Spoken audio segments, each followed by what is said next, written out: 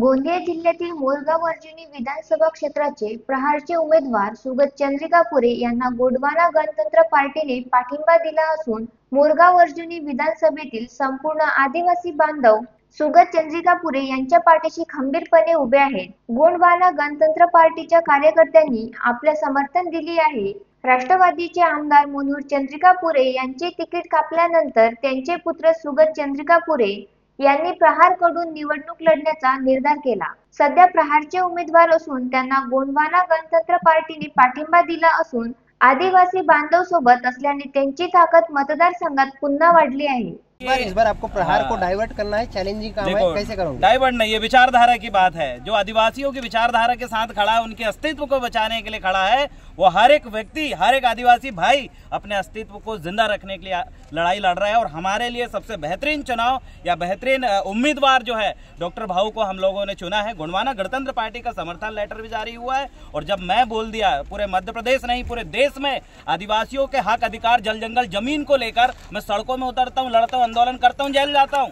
मैं उस पूरा आदिवासी भाई से मैं यही आग्रह करता हूँ कि इस बार भटकना नहीं है। ये पैसा मायने नहीं रखता, बड़ा बड़ा नेता मायने नहीं रखता। हमने एक बार चुन लिया, हमारे मुखिया ने एक बार समर्थन दे दिया तो हम उन्हीं के साथ हैं। और इस विधानसभा से हम लोग उन हेलीकॉप्टर से उड़ने वाले जो फर्जी लोग हैं उनको बताना चाहते हैं कि गांव में रहने वाला, सड़कों में चलने वाला हमारा भाऊ डॉक्टर भाऊ इस बार भारी मतों से जीत रहे हैं। और इस बार युवा क्रांति की एक नई झलक आमदार या विधानसभा के अंदर आपको देखने को मिलेगी। बहुत बहुत धन्यवाद। काय सांगणार सुगत दादा इथून अर्जुन मुलांना उमेदवार आहेत म्हणून आपल्या आदिवासी समाजात मोठ्या प्रमाणात काय त्यांना समर्थन आहे, काय सांगणार? आम्ही आज सुगत दादा प्रहार पक्षातून आणि गोंडवाना गणतंत्र पार्टीचं समर्थन केलं आहे। कारण आम्ही 30 तारखेला मोर्चा काढलेला होता गोंदियाला, तिथं आम्ही दोन्हीही राजकीय पक्षाचा भाजपचं आमचं आरक्षणच मुरवायला लागलेली आहे आणि काँग्रेस हे हळूहळू आमच्या आरक्षणाला धक्का पोहोचवत आहे। आम्ही धनगरांच्या विरोधात बोलतो, आमच्या आदिवासी समाजाला कोणताही पक्ष साथ द्यायला तयार नाही आहे। त्याच्यासाठी आम्ही गोंडवाना गणतंत्र पार्टी हे एक तिसरी आघाडी म्हणून निवड केलेली आहे। दादा, प्रचाराला शेवटचे 2-3 दिवस उरलेले आहेत। आज गोंडवाना गणतंत्र पार्टीच्या वतीने मोठी सभा घेण्यात येणार आहे। काय कसा प्रतिसाद मिळतोय आता शेवटच्या दिवसांमध्ये? आज आमच्या अर्जुनी मोरगाव विधानसभा क्षेत्रामध्ये मी गोंडवाना गणतंत्र पक्ष आणि प्रहार जनशक्ती पक्ष याच्या संयुक्त उमेदवारीने इथे उमेदवारीमध्ये उभा आहे।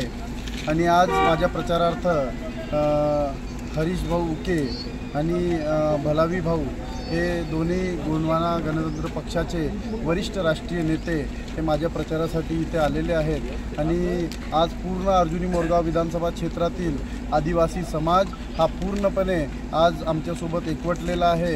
आणि एकही मत हे आदिवासी समाजाचं आता कोणत्या दुसऱ्या पक्षाला जाणार नाही। आणि निश्चित रूपाने यावेळेस आज एक गोंडवाना गणतंत्र पक्ष या रूपाने एक आमदार हा महाराष्ट्राला लाभेल। Sunil Kawale, the sting operation news, Gondia.